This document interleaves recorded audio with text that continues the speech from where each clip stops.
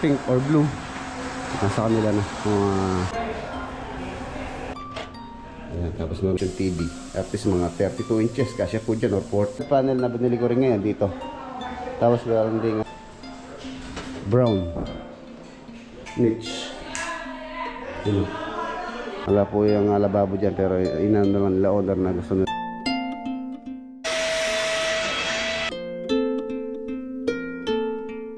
Kitchen. Ito na yung mga pre.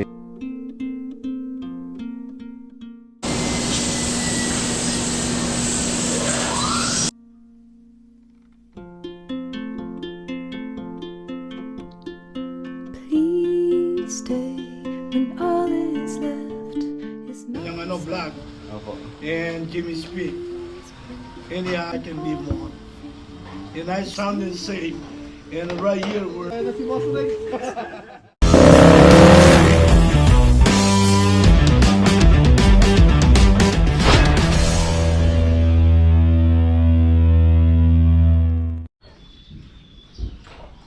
Good morning. Karga. Baka sakto lang. Ayan mga basta. Papunta tayo sa Bulacan. Sasakay ko na itong mga ilang mga frame ng bintana sa Bulacan. Para mabawasan po yung dadalhin na doon.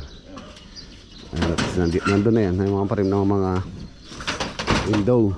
Yung mga salamin na lang. Tapos itong mga hamba, iba yung naman po ang magdadala nito. Di-deliver naman niya to sa Kalulot. Ayan yung mga hambang yakal. Pwede na rin po kasing install dun to dahil halos sa nakabuo na yung structure. So mas maganda kung bago tayo mag-plastering, at least naka-install na po yung door jamb para masabay po sa plastering yan.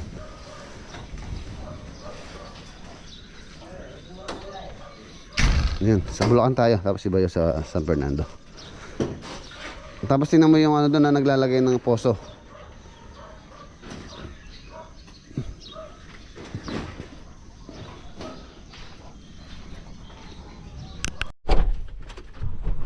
Let's go. Tama natin si Pogi. Bakit umuwi ka? Nag-Valentine ka?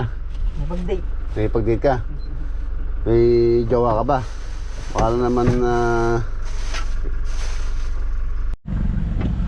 ayan, okay na po yung binili ko dito. Dumaan po kasi ako dito sa RB Ramos tsaka kay Bundalian. Meron akong binili na dadalhin natin sa Plaridel. Dito na tayo dadaan sa NLEX para mas mabilis. Ayan, ito po yung bilihan ko ng ano naman, Diacoston. Ayan po yung Obra Wood Parquet Marble Trading. Ayan, dito lang po sa Mexico din to.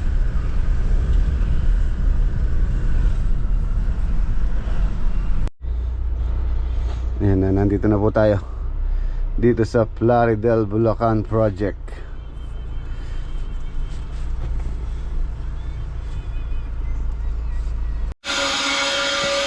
Saturday po tayo ngayon. It's payday.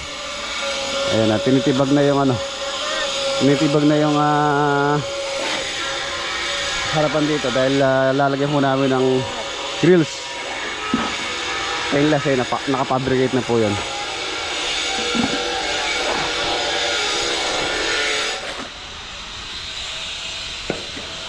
Pati na lang din ito ngayon, concrete cutting.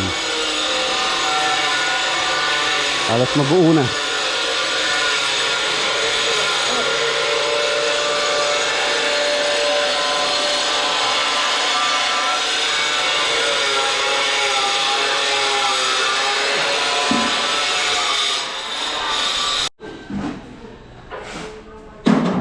Mga panel door baka by next week doon po i-install to. Pinapatuyo pa namin na mabuti.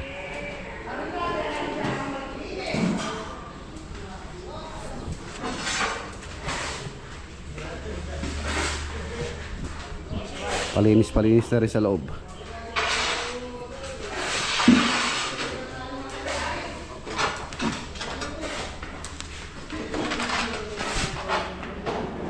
Ito po yung security grills na ilalagay doon.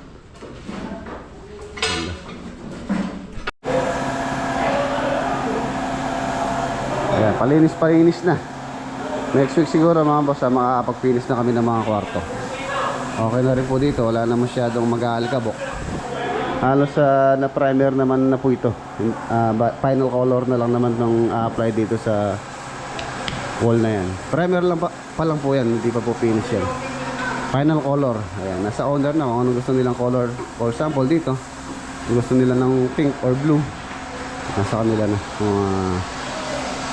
ano yung final color nila.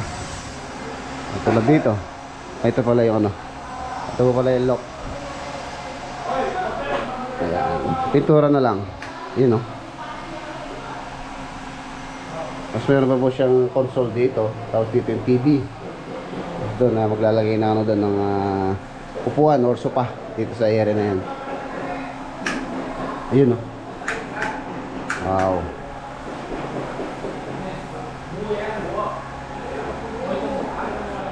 Ayan siya. Liwanag. Ayun, ito po yung alamin ng profile na nakabaon.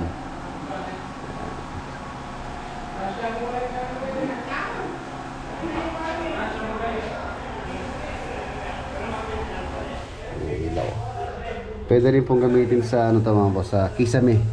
Pero kung ito ang gagamitin namin sa ceiling, hindi po pwede yung ano, yung Python board. Medyo makapal po kasi yung ano nito, at least mga 5 mm yung kanyang kapal, yung thickness nitong aluminum profile. Maganda pong ilagay yan. For example, yung kisame sa Python board, gypsum board. Ay mas makapal, at least mga yung kasing ginagamit sa kisame pagka gypsum board sa ganitong ceiling, yung po manipis, pinakamanipis yata ng gypsum board isa nasa 9 mm. Tapos meron din 12 mm. Yung 12 mm ginagamit naman po yung kadalasan sa wall partition. Sa ceiling 9 mm. So maganda pong gamitin to. I-embed lang sa gypsum board. For example, lalagyan natin ng guhit dito sa gilid. So pwede pong gamitin itong aluminum profile na to. Ang ilaw po nito is ano siya, strip light na manipis. Pakita natin yung ilaw. Ito. Ayan siyang takip yan. Ayan yung ilaw niya. Ayan, tapos meron siyang cover. Yung ilaw niya. Pagkatilakpan natin. Ayan, ganyan yung tsura niya.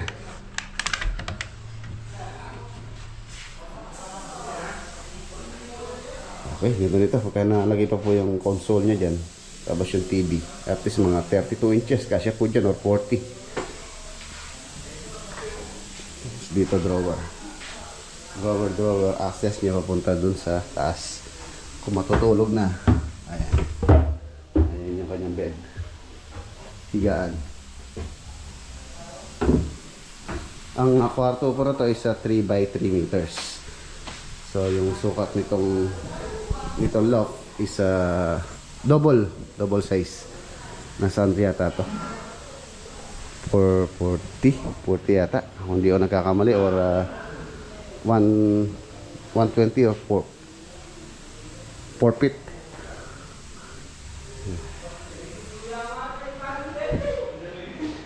Ayan, itong countertop. Tapos na po ito, pina-jaryo lang natin para hindi na madumihan. Pagkatapos na magpintura, doon na natin i-unwrap or tatanggalan ng balot. Nalagay pa po yung fluted panel na binili ko rin ngayon dito.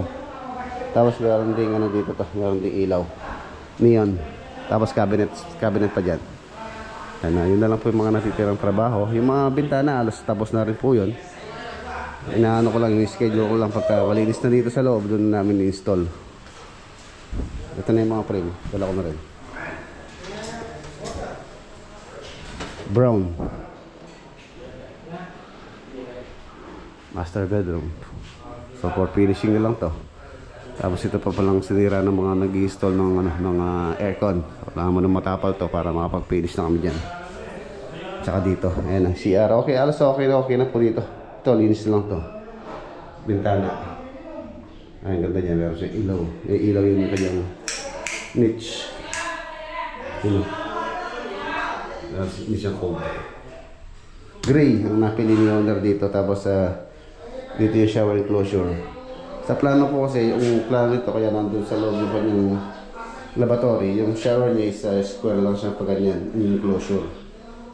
Hanggang dito, at least hanggang dito lang yung dapat sa kalahati dito. Pero nag-decide si na owner na ilagay na lang dito, tapos naglalagay na lang sila ng salamin yata rito na pinakaharang.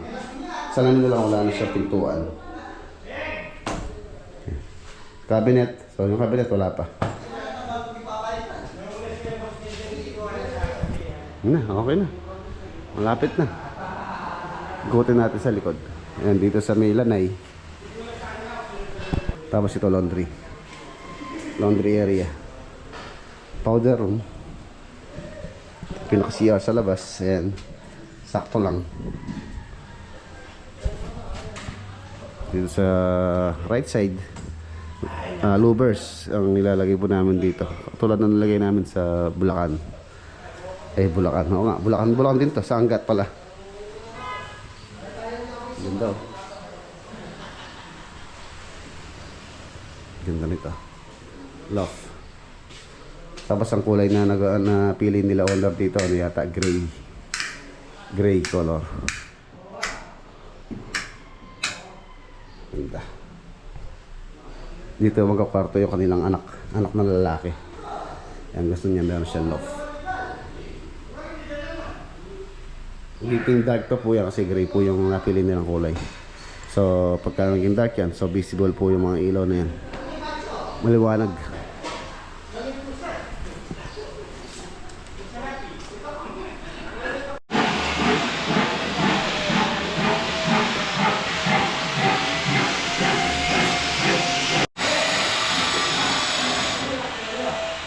Malapit na. Malapit na. Mag-performance po kami dito sa March 4. I-start po namin ang project na to nung November 4. Ayan, November, December, January, February. So 4 months sa March. Ito.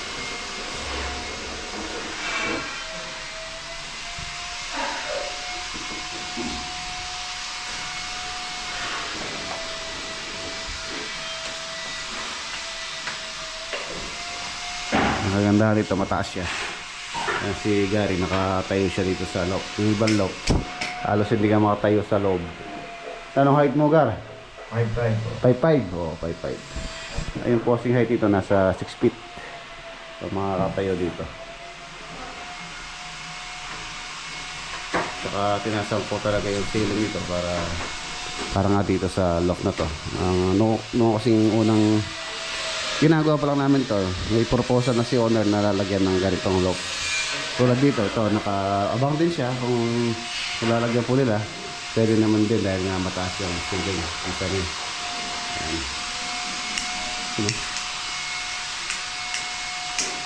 Diba? Ang ganda-ganda.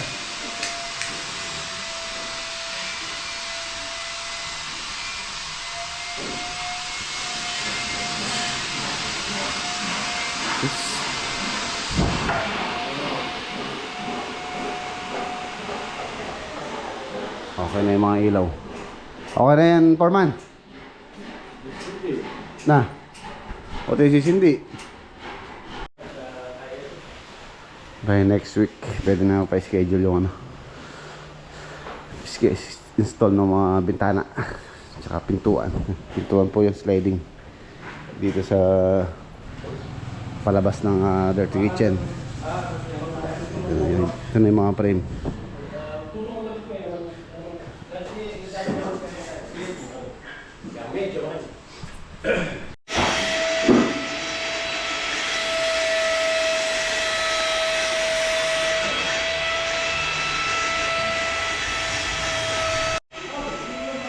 Payday. Payday. Nasa ano po yung payroll? Halos 80,000. Isang linggo. 80,000. 80,000 ang payroll. Ayun, buhatin nyo na dyan sa labas niya para lumuwang dyan. Ano yung small but terrible nito lang.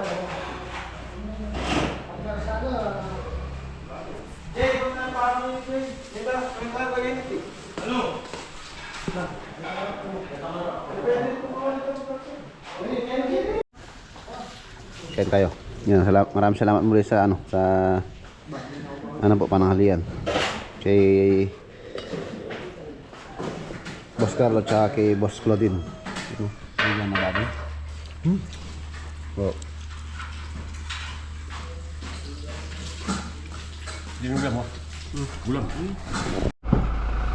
Ayan, let's go. Uwi na tayo. Meron pala kaming dadaanan kasama sa Camden din na titingin po ako ng board na pamporma, yung Santec yata yan, yung kausap ko dito sa Plaridel. Dadaanan ko ba, susubukan ko yung PVC board 12mm pamporma. Yan po kasing mga pinolik na ginagamit namin. Halos ilang gamitin lang, sira kaagad. So susubok tayo ng ibang materyales kung tatagal, kung sulit ba. Dadaan tayo sa Plaridel.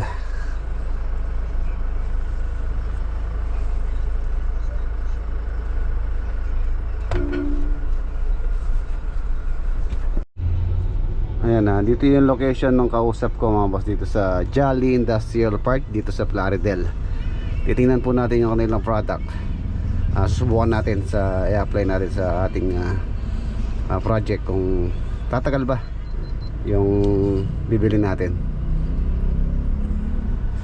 Subok tayo ng ibang materials sa pang-forma. Ayan na, warehouse ng Civic. Santec ang pangalan po ng kanilang company. Ito daw.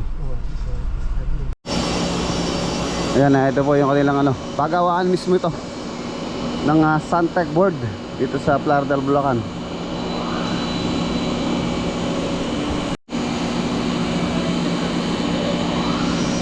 Ito yung board.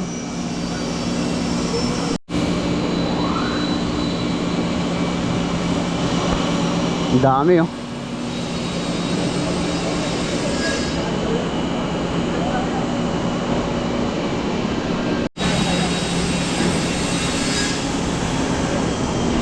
Ito yung 15mm. Kukunin ko po 12mm.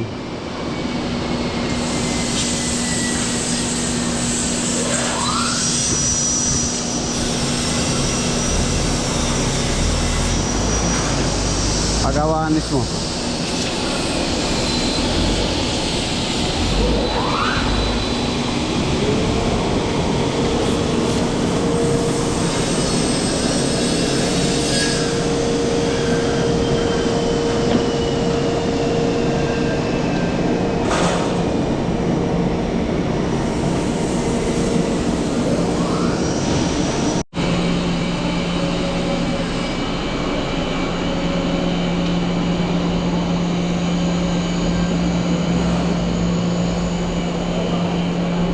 Boss? Ito yung 12, sir. 12, ayan. Ito po yung Pakaluto order na natin. kaya medyo tabihin pa. Ah. Kailangan pa namin siya patigasin bago pwede i-dispatch.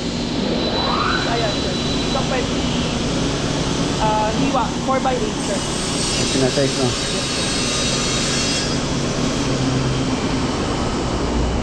Ayan, mga boss, kung gusto nyo pong umorder ng ganito, i-plus ko sa screen yung yung location saka contact details.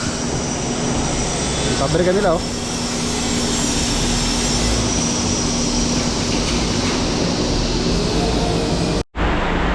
Ayun oh, shout out sa mga mga empleyado ng Santec.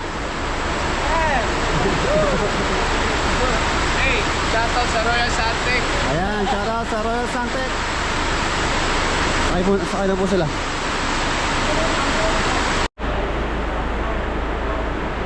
Ayan, 12mm.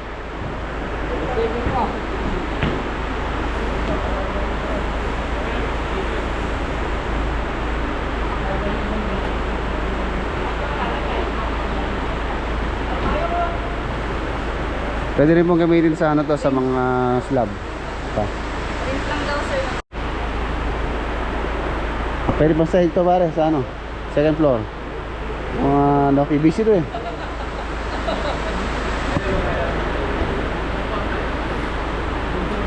Shout out! Shout out sa tatay ko. Lakas ng mga eh. Lakas. Mga babae.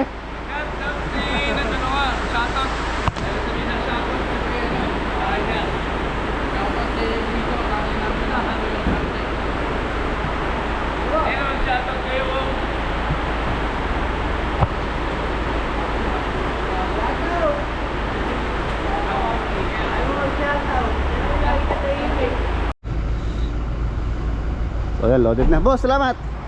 Thank you, thank you. Salamat sa Royal Suntec. Ayan. Uwi na tayo.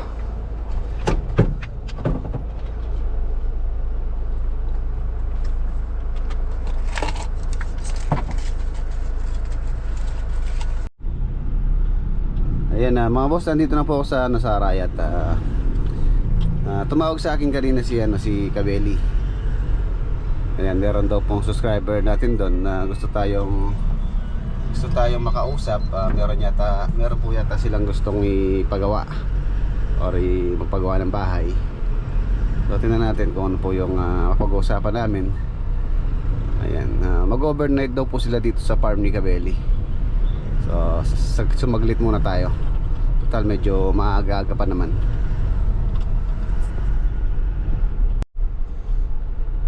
Ayan, nandito na tayo, lapit na.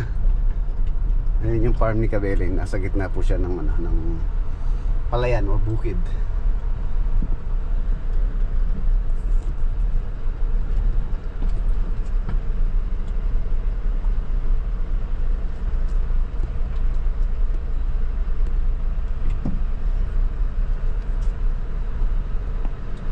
Okay, nandito na po tayo.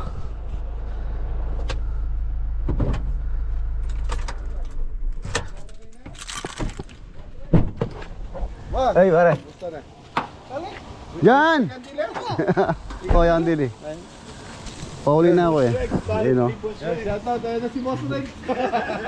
Ay, Tang. Finally, boss? Ay, kamusta po? Palagi kitang pinapanood sa vlogs mo. Ay, gawa. At saka si Pare Jimmy. Ayan, shoutout po kay Kuya Libay. Saan po kayo sa US? Shoutout po, Fresno, California, Levi Alonso. Nagaling kami sa California, kararating lang namin ngayon nagbibisita. Gusto ko nga makontak si Mr. Rex dahil sinusubaybayan ko sa kanyang vlog. Opo. And Jimmy Speak. Anyhow, we're glad to meet Mr. Rex. This moment is very important to me because I wanna have a house that I can live on. And I saw his work, and he's dedicated to his work, and I thank him for the bottom of my heart. Ay, nakakatawa ng punong puso kuya yung mga inano niyo sa akin. Maraming salamat po sa tiwala. Hindi, napapanood kita lagi. Sa susunod na lang ako magpapagawa. Ayun, shoutout kay Kuya Moises. Kaya kuya, baka meron kang gustong batiin. Binabati ko yung mga taga Madabdab. Yun lang. Madabdab, kaya madabdab, malapit po yun. Ng shoutout sa mga relative ko sa all over the world, from Italy, from Czech Republic, Korea, Fresno, California, especially all my friends, Adi, my neighbor. Thank you, neighbor, for watching my house, and I'll see you when I come back. Also, my brother, Ray. We are here, we're sound and safe, and right here we're meeting Rex Black. So we finally met. Adios. Salamat po. Salamat po, Kuya Libay. Mama po siya. Ay, mamusta po tayo. Ay, salamat. Ay, thank you, boss. Salamat. Maring Radio. Punta din. House. Ingat ka, Kaya, thank you po ha. Sige.